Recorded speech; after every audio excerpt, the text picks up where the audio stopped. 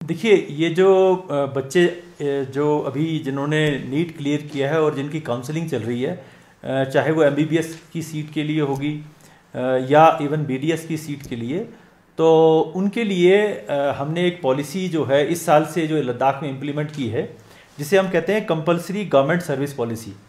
क्योंकि आपको मालूम है कि लद्दाख एक बड़ा फार फ्लंग एरिया है और यहाँ पे हमारे पास डॉक्टर्स की बहुत किल्लत है। और मैं आपको एक आइडिया दूं कि हमारे यहाँ पे मान लीजिए 175 पोस्ट जो हैं वो मेडिकल ऑफिसर्स की सेंक्शनड है, एग्जैक्टली 174 हैं। 174 पोस्ट के अगेंस्ट हमारे पास सिर्फ 75 मेडिकल ऑफिसर्स हैं। इसका मतलब कि हमारे पास लगभग 100 डॉक्टर जो हैं उनकी वैकेंसीज जो हैं वो अवेलेबल हैं, और हम जो हैं हमारे फार फ्लंग एरियाज़ में लोगों को जो है वो सर्विसेज जो हेल्थ सर्विसेज जो हैं वो मिल नहीं पा रही हैं। और इसीलिए हमारे यहाँ पे लद्दाख क्योंकि एक फार फ्लंग एरिया है और यहाँ के बच्चों को एक रिजर्वेशन का प्रोविज़न है कि आपको टोटल जो कोटा रहता है हमारे एस्टवाइल JNK का, उसमें 2% लद्दाख को है, 2% कारगिल को है।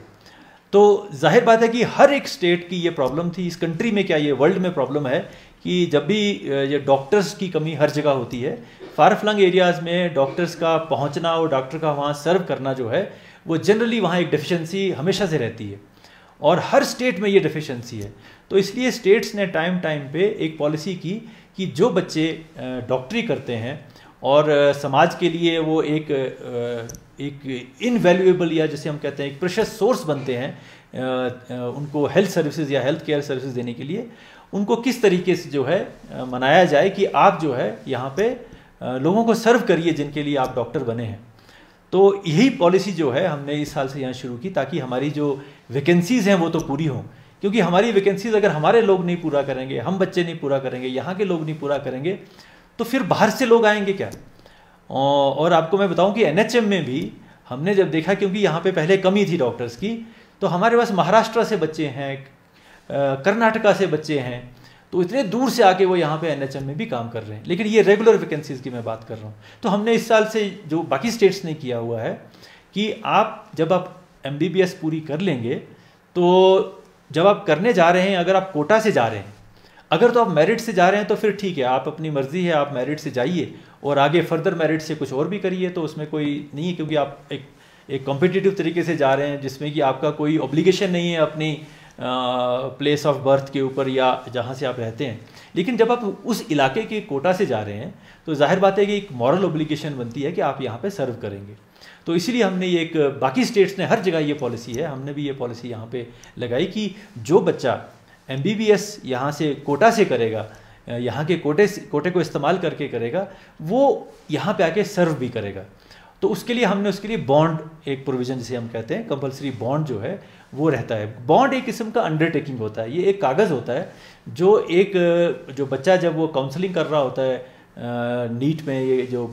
BOPE में, वहाँ वो कागज़ का टुकड़ा जो है वो हम अपना एक वायदा देता है, अपना एक एश्योरेंस देता है, जिसे हम बॉन्ड कहते हैं, जिससे कि वो अपने आप को बाइंड करता है कि जनाब जब मैं इस कोटे से, जब मुझे ये जो MBBS की सीट मिल रही है, जब मैं ये ट्रेनिंग सक्सेसफुली कंप्लीट करूँगा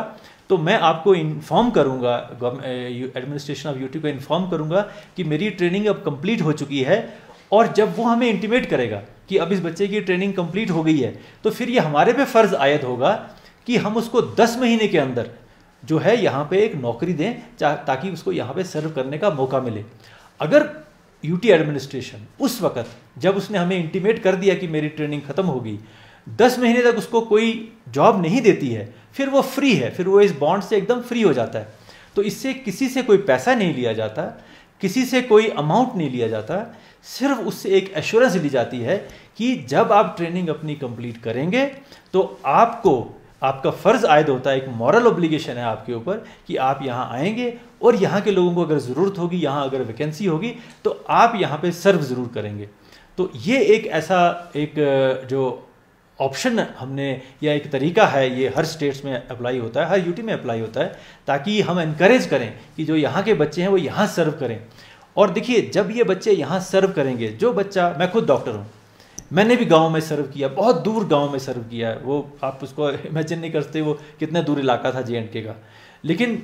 वहाँ भी सर्व करने से क्या होता है कि एक तो आपकी जो आपका ट्रेड है, जिसके लिए आपको ट्रेन किया गया है, आप उसमें महारत हासिल करते हैं।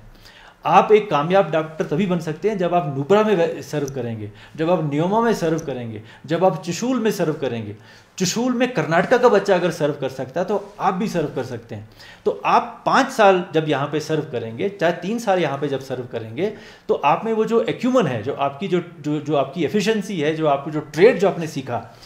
उसमें जो महारत आप हासिल करते हैं। और हर आदमी को हक होता है कि वो अपनी ज़िंदगी में और ज़्यादा से ज़्यादा इल्म हासिल करे।